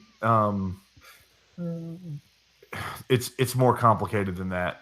It's more complicated than booger noises. What can be more complicated than booger noises? I'm just saying, if Ole Miss called me tomorrow and said, "We'll give you $3 million a year to coach," I'm going to take it. Like, I don't hate him. I hate the people who hired him, basically. Hey, Right. Why wouldn't you take $3 million to coach? Yeah, if Ole Miss were to offer a head coaching job to Condoleezza Rice right now, would you be okay with that decision? I believe that Condoleezza Rice would be an upgrade over the current staff. Remember, she was I will on not the, say that I would be pleased with the decision, but I will say on that the she would be committee. upgraded. college football playoff selection committee. I mean, she's got clout there. She's got clout there. Honest question: better hire Les Miles or Condoleezza Rice? Condoleezza Rice. D. John Kerry. D. Not even a C, B. Well, it's because C was all of the above. Just hire them both as a coaching staff. Why not? All right, let's look ahead to this next week then. Let's run through. This is rivalry week. I'm going to continue to mispronounce that. It's the thing I do now. And so we got all. I mean, let's hit on them real quick and then get into some predictions. I think it's important that maybe we try to, go over playing nice with the rivals a little bit before we get into predicting games and before we get into watching games, because it's so often that we can get carried away and completely hating and being furious with all of these college students, So always nice to play nice a little bit, but also I'll say I think it's a net positive that both Dan Mullen and Hugh Freeze are gone, because I think that rivalry is going to tone down a bit without those two guys. Yeah, hopefully it generated enough buzz between the two programs that because that is one, I think, if they're positive between it, is that there was a lot of buzz between two programs that might have stagnated. But yes, the absolute all between the two. Until Darren Merlins comes in, RKO's Matt Luke out of nowhere. The rivalry's back. It's back. Florida you don't realize how much I would love it if Don Merlins RKO'd Matt Luke. Oh man, Don Merlins RKO'd his entire Mississippi State team during the Egg Bowl last season. So whatever. Anyway. All right, let's look through it in chronological order of when they're happening. I'm just kidding. There's only two that happened before Saturday. But, of course, the Egg Bowl is on Thanksgiving Day. Ooh. First of all, Chandler, do you hate this? Yes. My mom loathes the fact. My dear, sweet, highly opinionated about college football mother loathes the fact that it's back on Thanksgiving. That is my absolute favorite thing this whole entire world. The only positive. Mom, unassuming and craven. Yep. Is the only about college football. Nicest woman in the world refuses to acknowledge Arkansas and South Carolina as SEC teams. The only positive about that game being on Thanksgiving is that it means that the Ole Miss football season will mercifully be over before Saturday. Chandler, what do you think? I mean, what are Ole Miss's chances of the victory here in this game? Because, I mean, you could say whatever you want about the season. It's always a game where, I mean, everything kind of gets thrown out the window. Do you think that happens this year, or do you think that this one is a little bit rougher? I think that if barring injury, which obviously with a running quarterback, two running quarterbacks actually, barring injury, I don't think Ole Miss matches up on defense well enough to slow down the Mississippi State rushing offense. And so I think that if Joe Moorhead is not an actual idiot, which I don't think he is, and if Nick Fitzgerald is healthy, which he seems to be, I see this a whole lot more like the last time the game was in Oxford, where the score was like 55-20, and Fitzgerald just ran for like 250 yards. Like I like that's going to happen again. I don't think that Mohamed Sanogo can duplicate himself 10 more times to put other, because he's the only good player on the defense. Hadn't the road team won like the last 4 years or something like that? Ole Miss has won the last two times in Starkville. I'm not sure about what's happened in Oxford the last couple of times. I'll fact check that real quick, Keith. I feel like I feel like the road teams won the last several times. No, let's see. So last year Ole Miss won in Oxford. The year before State won in Starkville. Then Ole Miss. No, State won in Oxford. State won in Oxford. Ole Miss won in Starkville. Ole Miss won in Oxford. Okay, so it's just the last 3 years then. Yeah. Okay. Yeah, last year, of course, was an Ole Miss victory in Starkville. The year before that, 2016, what was that final score? That one was 55-20 in Oxford. 2015 was 38-27 in Starkville, Ole Miss victory. So Yeah, I mean that's a lot of road victories in general. Yeah, I mean, I just You have to go back to 2014 was when Ole Miss defeated Mississippi State in Oxford. I don't think that Ole Miss has the talent on defense, and I don't think that Ole Miss is consistent enough on offense to put up points on State's defense. And it'll be one of those things too where like if Ole Miss finds something that works, they'll run 3 or 4 plays, they'll hit a crossing route for 10 yards, they'll get a 7-yard carry, they'll get a 5-yard carry, they'll get a crossing route for 20 yards, and then they'll just throw it deep 3 times in a row and either get intercepted or we'll kick a field goal. Roe, Chandler talking about the Mississippi State rushing attack. This is a significantly different rushing attack, obviously, a different rushing scheme and style than the past few years. A lot more passing going around, and in the past few weeks has been a lot more passing efficiency out of the program. I mean, this past week, Fitzgerald only attempts 14 passes, but out of his 4 of his 9 completions are touchdowns. Yeah. And a few of them were, 34-yard. I'm trying to see where all it was. It was 34-yard pass, 15-yard pass, 19-yard pass. So all of them, a little bit farther out. But is that right? Did I get them all? Yeah. I feel like I'm missing one. No, there was a Keith Mixon 4-yard pass. That was the closest one. And so Aries Williams had 100 yards rushing again, but it was really the only time that we've actually seen. Last week was the only time that we've actually seen Aries Williams, Nick Fitzgerald together running an even amount of times on the game. So if this is a completely different looking Mississippi State offense, do you think that the offense do you think that they're going to be productive enough on the road, knowing some of the struggles that they've had so far this year? Yeah, mostly because of who they're playing, I think. Like Chandler said, the guys on the other side of the ball, opposite of Nick Fitzgerald, are just not that great. And you could make a strong argument that they're not really collegiate athletes, that Chandler has made many times on this podcast. So I don't think that it's going to look. I mean, stick to the bread and butter, And we also got a Nick Gibson sighting this weekend too. Yeah, Kylan Hill out. Nick Gibson, the third stringer, ran Nick looked great, man. Times. He Got looked himself a really, touchdown. really good. Remember, it's the same defense that gave up like 1 million yards to Southern Illinois. Right. Yeah. I'm not too worried about it going into Oxford next weekend or whatever. I don't think the offense is going to look too much different without Kylan Hill. I think it's more the machine now kind of is just option run. It's like a strange triple option without going under center or being in the wishbone because he don't really throw it. Every now and then he'll give like a nod, like he's going to act like he throws it, but it's usually either a toss or just a keeper himself. So, will they try and, I don't know, I mean, will Joe Moorhead try and, mix things up, give a little Thanksgiving spice, put a little gravy out there in the field? Who knows? I don't know. We'll see. Maybe he opens it up with the old Statue of Liberty play, maybe the old Annexation of Puerto Rico.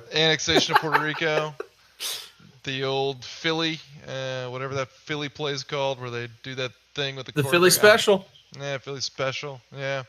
The only thing I ever had. Not a whole lot special about Philly today, though. The only thing I've ever had special with the word Philadelphia is a Philly steak and cheese. So that's it's a good sandwich. Yeah. Real good sandwich. Moving over to another one of the bigger matchups here, Keith, Florida and Florida State. Don't at me. Don't at me. The Criminals coming off of a 1-point victory over a ranked opponent. Do you think Florida has anything to fear against Florida State in this one? Fear itself. Yeah, that's it. Yeah. Winston Churchill. He plays safety for Florida State, right? Yes. Yeah. What was it? Chad Fear itself? Chad Fear itself. I mean, it's a rivalry game. It's Florida State. Like there's no telling what could happen. Like either team could get blown out. It's just how it works sometimes. I don't think that'll happen on either side. Florida State's really bad, but Florida's defense is worn out. They're really thin. They haven't been playing great over the last few weeks. They gave up almost 100 rushing yards to Idaho's quarterback, which isn't great. Although, like, I ran some numbers on that, and it is in fact not good. The when you get a chance to talk analytics division. Yeah, when you get a chance to talk to your NFL people about that, Chandler, let me know. Yeah, they're off on Thanksgiving break right now. Unbelievable. Almost all of those yards came off of scrambling. So Florida clearly not concerned about stopping that whatsoever. But it's going to be a weird one. I fully expect Florida to win, but I would not be surprised in the least if they did not. And this is like the nation's longest active bowl streak on the line for Florida State here. Yeah. Like 38 years in a row or something. Yeah, it's wild. And it's Willie Taggart's first season. It's going to be a rough sell going into the offseason if he doesn't make it. So, like, you've surprisingly got Florida State playing for a bowl berth, and I say surprisingly because they were not expected to beat Boston College. No. And then you've got Florida, surprisingly, in the mix for a New Year's Eve bowl, or for like a New Year's Six bowl, which right now they are forecasted to play UCF, which would be awesome. Oh, that would be really cool. The Florida Bowl, yeah. So That'd be insanely fun. Yeah, so that's what I'm pulling for. I remember going to what bowl game was it that Mississippi State played against UCF? When that like the Liberty Bowl, something like that. That's right. It's Liberty. Yeah. And that was when UCF had that one running back who almost broke the record for like NCAA most yards and all that. And we didn't they have a Mississippi State transfer playing quarterback for them? I don't know. Yeah, it was Wesley Carroll. No, Wesley Carroll was playing for Mississippi State that year. And then he transferred to Florida International University. Oh, okay. Yep. But I remember the UCF fans, and I don't know if this has changed since then, but the entire section of UCF fans that were around us were some of the most disgusting, like, Florida stereotypes that I'd ever been around in my life, and I felt really bad for thinking that. But everyone had on 6 pair of jorts. 6 pair of jorts, and they were stealing elections. And they walked, and like when the game at the end, it was clear Mississippi State was about to win. They left and were just throwing up all manner of obscene gestures at all of the Mississippi State fans as they walked through. Yes. That guy's name was Kevin Smith, by the way. Yeah, Kevin Smith. Thank you. I knew it was the most generic name imaginable. Comic book connoisseur Kevin Smith. Smith. DC Talk founding member Kevin Mac Smith. Hey, let's just go ahead and run through the predictions then and wrap this episode up. And let's go ahead and get, it, like I said, chronological order. I can't talk today. That's why I'm trying to end the podcast because I'm done. On Thanksgiving Day, the Egg Bowl, Mississippi State going to Oxford against Ole Miss. Keith, what is the spread? Let's see. We've got I think State is a 9.5 point favorite. All right. The Bulldogs, 9.5 point favorites over the Rebels. Chandler, give us your prediction. State. All right. Ohio State. All right. Keith says Ohio State. Bulldogs. The Ohio State Bulldogs. All right, Ro, how about you? Give me them cowbells. All right, cowbells. Got it down. The fighting Christopher Walkins. That's it. I'm going to also go with the historic name, the Maroons. Mississippi State taking that victory there. On Friday, for some reason, if the date was correct when I looked at it, Arkansas goes to Missouri. Mm-hmm. Yep, that game's usually on Friday. Why is it on a Friday? Because LSU Arkansas used to be on a Friday, and they don't have anything else on that day. Why not? All right, Arkansas and Missouri. What's the spread on this one, Keith? Missouri's a 21 point favorite. Good grief. Wow. How bad does Arkansas have to be that Missouri is favored by 3 touchdowns? Oh, dude, Drew Locke's going to have 500 yards. Yeah, it's going to be nasty. Chandler? Missouri. Keith? Tigers.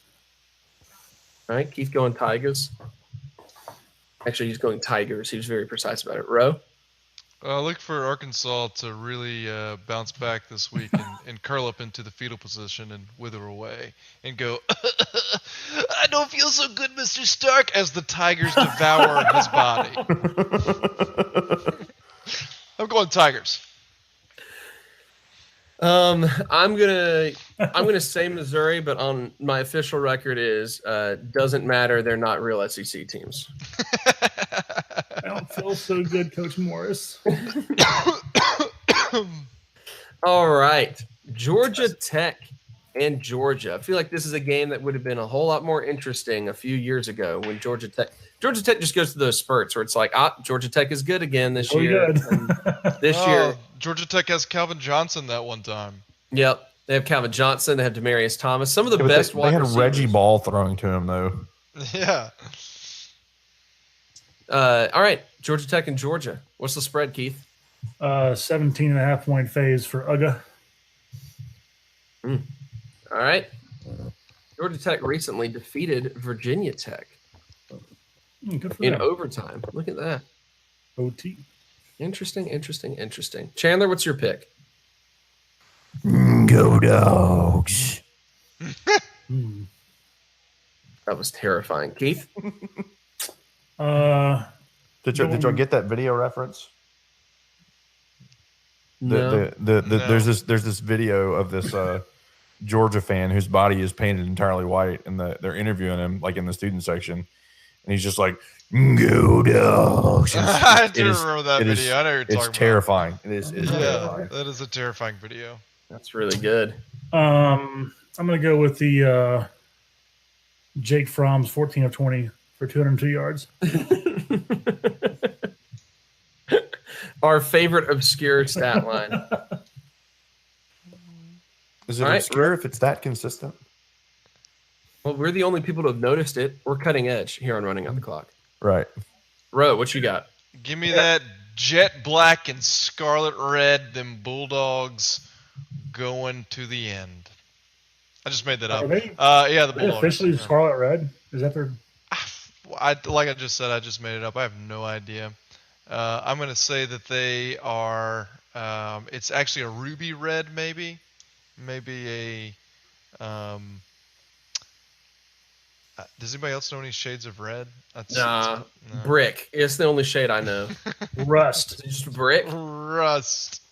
Rust Red is the Red Wings red, and it's weird because it's not really rust colored. But Yeah, I would say orange is more of the color of rust, but maybe that's just me. Here's a fun fact. Georgia Tech is second in their division in the ACC, thus proving that ACC football is pretty bad again. Louisville's bad. It's basically just Clemson now. Yep. So I'm gonna say my official prediction is ACC football is bad again. All right, Florida and Florida State. What's the line on that one, Keith? Speaking of ACC football being bad, Florida is a 4.5-point favorite. really? Mm-hmm. They're not even putting Florida up a whole touchdown. Nope. Does Florida score whole touchdowns? No. they They do get it in 5.5 increments. points credit every time. Yeah, they do it in increments of grip points and strain. Matt Luke calls those field goals. Wow, that's weird. I really would have thought that'd be a higher line, but I guess I was incorrect there. The Chandler, Boston what do you College think? victory really bumped them up. Yeah, Chandler, your prediction? I mean, this one's tough. Florida has struggled at times to teams that have pulses, and Florida State sort of has a pulse. I still don't think Florida State's very good, and I think Florida should win. So I'll go with Florida, but I don't feel very good about it.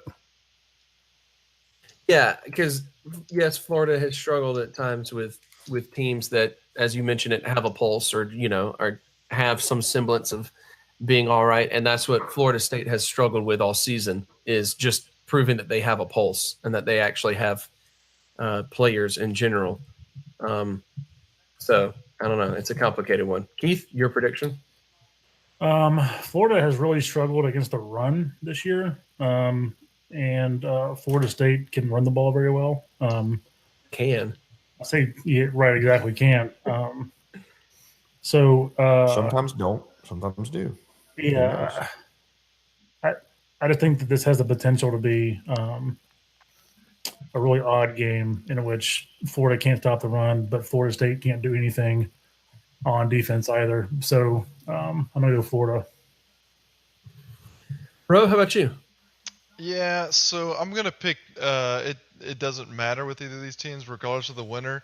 The other one is gonna contest the win, and then they have to recount the game, and so they have to do the game over and over again in a never-ending seamless. Is Tallahassee in Broward County? But one team is going idea. one team is going to continue to find points after it's over. Yeah, it Although, doesn't matter. I mean, Never-ending simulation. that guy that was running was the former mayor of Tallahassee. So Yeah, no. In all seriousness, I'm gonna pick Florida because how could you pick the Noles? You can't pick the Noles. I know Broward County is Fort Lauderdale. Oh, yeah, I have no idea. yeah, That makes a lot of sense. that's exactly what I thought. Yeah, exactly. We're very good. Hey, this is a Mississippi geography podcast, not a Florida geography podcast. Thank you. My bad. So last week marked the first time all season I have incorrectly predicted a Florida State football game. A So this tradition ends. time, none of this matters anymore. I'll pick Florida, but it doesn't count for anything because the streak is dead. Bum, bum, bum, bum, bum. Oh man, it's hard to believe that we were just a few years removed from the exciting Kick Six Iron Bowl finish, and this year Alabama is stupid heavy favorites over Auburn. Keith, give us that spread real quick. Yeah, Bama is a 24.5-point favorite in a rivalry game. Wow. It's not great. No, it's not. It's not great. Not great. Chandler, you picking the Tide? Yeah. But see, though, like this is exactly the type of game that like Auburn just randomly wins for no reason. It's not. It's definitely not. It's like last year we went into the game like Auburn was hitting on all strides, and Alabama was really banged up. They had several linebackers out. Jalen was not super healthy at that point. Alabama was coming into that game kind of limping, and Auburn was coming in fresh off a big win over Georgia. I don't have time for your facts, okay? It's yeah, this Alabama team is different. Oh yeah, for sure. But Yeah, and this Auburn team is different. different. Mhm. They're fighting for Gus Malzahn's job. Getting How much of a on fight do you think they'll board actually- the Gus bus. Yeah, how much of a fight do you think they'll actually put up for that? Anyway, Keith, your prediction? Not much of a fight. Bama wins. Bama covers. Ooh, nice. I like that you're throwing that in there. Ro, how about you? Bama by 1,000. Pow. Yeah, this is It'd be wonderful if Bama actually scored 1,000 points. Pow. gonna be bad. That's my official word. Prediction here is gonna be bad. All right. Speaking of bad, Blood. Pow. speaking of bad, Louisville still has a football team. But not a head coach. And Kentucky has to go over to and what is their field now? It's not Papa John Field anymore, right? They took that down. It's Kroger Field. Prestigious Kroger. we're just gonna rename Kentucky to Kroger State. It's Kroger Field Junior. Louisville just got milkshake ducked. They were like, "Oh, look how good this pizza is," and it was like, "We regret to inform you the pizza is It's racist." racist. Live from Racist Field. It's Saturday night. Yeah, I would refer to University's football team as the not ready for primetime players, much like the original cast of Saturday Night Live was referred to as. Kentucky and Louisville, what's the spread? Kentucky's a 17.5-point favorite. Good grief. That's bad. Yeah. anytime that anyone is like so bad that Kentucky is predicted to score 17.5 points on them as a prediction On the road. on the road, it's pretty bad. At Prestigio Kroger Junior Field. Yep, Kroger Jr. Chandler, Prestigio? who you going with? Kroger Jr. I am going with the not racist pizza that you can get at the frozen food aisle at Kroger.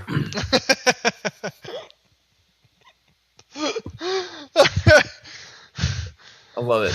I also want to point out that I always have just despised Papa John's pizza, regardless It of is anything. terrible. It's the worst. All right, Keith, who are you picking? Urban Meyer eats Papa John's pizza alone.gif. Okay. Kroger team. Going team Kentucky Krogers. The Chad Krogers. Look at this photograph. Bro. Yeah. Can you take me higher? Kentucky. Oh my I've gosh. been dreaming. Got it to another world. Time and time. Oh, yeah. All right, I'm going Kentucky also. South Carolina has the misfortune of ending what has been a disappointing season by going and playing against a Clemson team that is hitting on all cylinders. What's the spread here, Keith? Clemson is a 25-point favorite at home. Now, Keith, I do want to point out that in our prediction spreadsheet here, you have them down as a 0.25 point. That's a quarter of a point. They're a quarter-point favorite. Basically a push them. Yeah. Mm-hmm. So let's go there. All right. Anyone here picking South Carolina, or are we all going Clemson? Rose just still singing Creed. As well as Yes. Let's make our escape. Trevor Lawrence is a beautiful head of hair, very much like a frontman of a fantastic rock band that I know called Creed. So, give me Clemson. Wasn't it all of us driving back from Gibbs that called Rowe and left? Yes, and it most certainly was. Yeah, It 100%. Indeed. Yep. Keith? What a great night. Does Creed represent Clemson here also? Yeah. I think Creed we're all represents picking- everyone. Also going Creed. Anyone disagree? Everyone is Creed. I am Creed. All right, we've all picked Creed to win. Yeah, definitely. The final conference matchup to predict here, the LSU Fighting Football Tigers of Louisiana State University. That's their full official name. And the Texas A&M University Fighting Football Aggies in a heated, big-time rivalry, historic rivalry. Yeah, goes back hundreds of years. LSU trying to hold on to the their ranking. What are they even ranked now? They up in the Like ninth, maybe? yeah. It looks like they're ninth in the AP, eighth in the coaches. They're trying to hold on to all of that ranking there. A&M, of course, just came off of beating UAB, who had just climbed into the coaches poll and all of that. So this is an interesting one, and it has an interesting spread here. Keith? The Texas Agricultural and Mechanical University Creed Aggies are 1.5 point favorites, What? which is super bizarre. What? Yeah, that's interesting. I would not have predicted them to be favored in this at all. Right. But, where do you get these spreads, by the way? Where are you pulling these off of? I get these from teamrankings.com. Okay. They're the ones that like consistently have odds up as soon as they're posted. Gotcha. I feel like there's a lot. Yeah, I feel like you could find a lot of different things going, different sites going different ways with that one. But based on what we found, A&M somehow favored here. So, Chandler, what do you think? You've been saying, I think at some point in time you said you felt like A&M goes and gets an upset on the road, I think is what you said. And I don't know if they really pulled that off at any point in this season, but do you think they pull off an upset here? I thought that before we got to the month of November, when it is written in the Texas State Constitution that Texas A&M cannot win a conference game in the month of November, I think LSU's defense is going to be too much. I think the polish or the shine on Kellen Mond has been knocked off, and he's kind of regressed back to being the pretty average quarterback that he always kind of looked like it. And so I think LSU is going to find a way to win because I think their defense is going to keep A&M out of the end zone. Oh, so A&M. Are you trying to predict that A&M never gets a touchdown? No. They're not going to score very much. Okay, I wasn't sure if that was a deliberate phrasing like that or the general terminology. I'm too tired to have deliberate phrasing. Keith, what do you think here? I think LSU pulls off the win here on the road. The big upset special of the weekend. Wow. I think the biggest thing is by the time this is the game actually happens, I feel like that spread is going to have completely changed. Oh, for sure. Based off the bets that come in. So, Ro, who you got? I personally think that LSU gets this victory with arms wide open. I think they have a lot of bullets, specifically for Texas A&M. Because what if they win? Because I'll be put back in my own prison, and I don't stop dancing because my sacrifice usually takes me higher. One last breath, 1,000 faces. All right, I finally muted. It was good. It was good while it lasted. It was never going to end. A point in which it just there was too much there. It's too much going on. Couldn't handle it. I was trying to tie in every Creed song ever to have ever been written into one statement. I could tell. Yeah. I'm just saying that the Texas A&M program right now is human clay in the hands of a molder.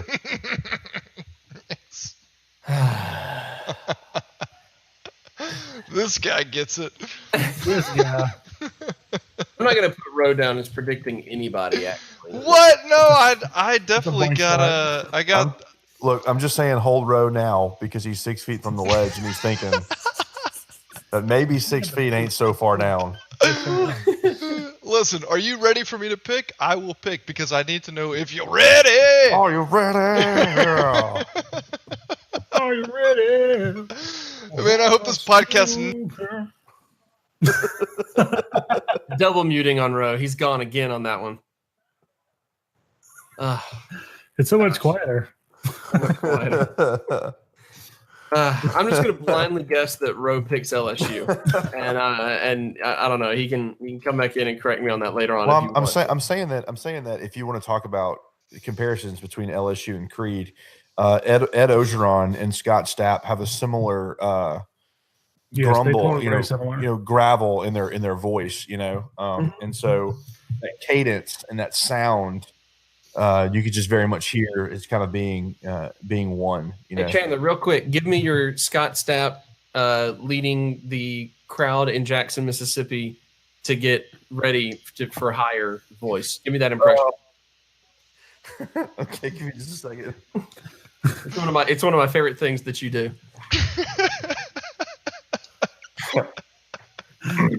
Friends, Jackson. It's time for us to go to a place that is outside of our minds. It is time for us to ascend to another plane. It's time for us to go higher.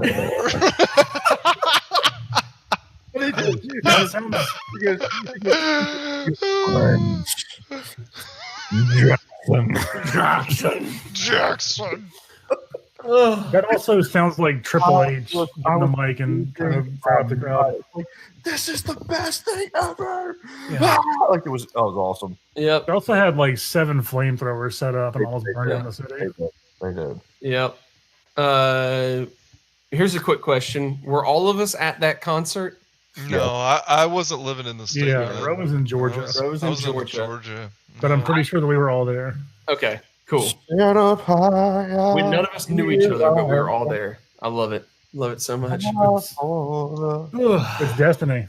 Very first. All right. Guys, we do have we have to throw in one random prediction, and this one is not going to be a random one at all. Let's go ahead and throw out a prediction for the big one on the weekend, Michigan and Ohio State. That's the It's- horseshoe. Over in prestigious Kroger Horseshoe in Ohio, in the town of wherever it is, Columbus. Who cares? Anyway, Michigan, Ohio State. What's the spread on this one, Keith? You have that in front of you? Michigan is a 4-point favorite on the road. Wow. Top 10 matchup between the two Big Ten teams that matter. There's a lot riding on this game. I mean, Whole lot. Harbaugh has not beaten Michigan or Ohio State. Sorry, confused. Harbaugh's not beaten Ohio State yet, and the whole, like, all the goodwill that they have this season built up can be completely erased. Yep. If they don't win, and Urban Meyer, he just, like, he has these weird bouts with his health, where he has these crazy heart conditions or headaches and stuff, his health could be on the line. I think that Michigan has been good on offense, but they haven't really been great. And I think that Ohio State has been really, really great on offense, and Ohio State's defense is a big question mark, but Michigan's defense is really good. So it's like I have no idea how to predict this. I mean, I think that top to bottom, Michigan is the better team, but I have a really hard time seeing Ohio State losing to Michigan at Ohio State. It's kind of like the Ric Flair, to be the man, you got to beat the man at it. Until I see Harbaugh do it, I just can't predict him to do it. So, I mean, I think Ohio State wins, but I think Michigan's the better team, and I think Michigan should win. So, you're going Ohio State? Ohio State, but I don't feel great about that. But like I said, I've got to see Harbaugh win that game before I can predict him to win that game. Yeah, no, absolutely. I fully agree with you on that point. Keith, who you got? I think Michigan's the better team. I think, though, that Urban's probably the better coach, regardless of his fake health issues and covering up wife beating, being okay with domestic abuse.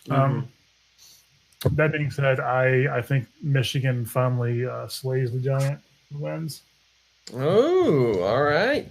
You think this is the year? I like it. Ro, how about you? Yeah, hail to the victors. I'm going Michigan as well.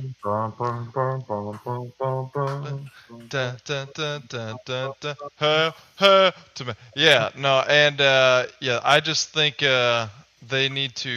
You remember the Michigan quarterback a few years back who he didn't wear shoelaces, and they called him shoeless or something like that, or Robinson. Yeah, Denard Robinson. Yeah, that guy. That they're gonna win this for Denard, because I feel like that's the last time Michigan won or beat Ohio State.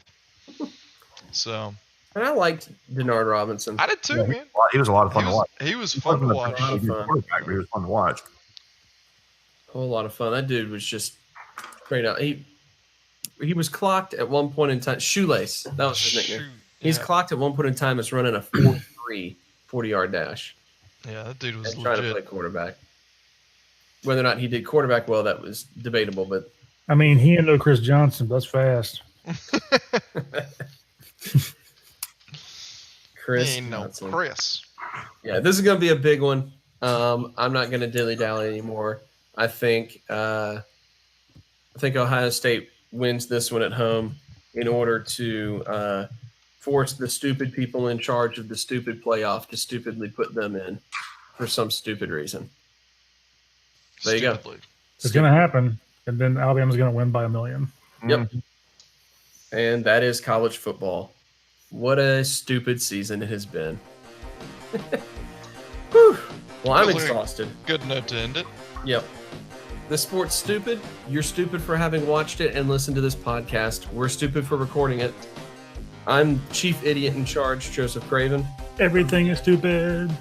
Over there is our redheaded idiot, Keith. Bye, Keith. Bye. There over there is our counselor idiot Ro. Bye, Ro. Eh.